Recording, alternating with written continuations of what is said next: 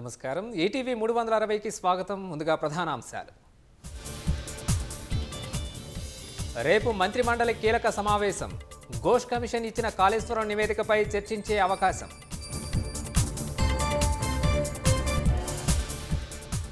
బనకచెర్లను ఆపేందుకు ఉద్యమిస్తామన్న మంత్రి ఉత్తమ్.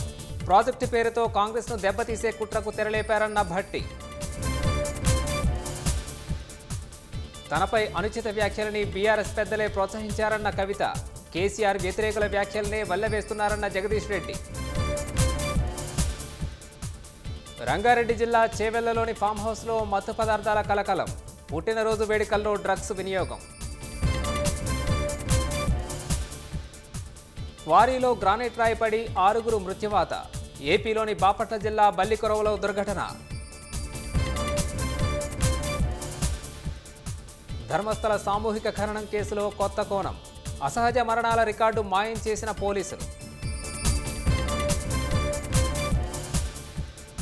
పార్లమెంట్లో అనిశ్చితి తొలగించే దిశగా కేంద్రం పావులు.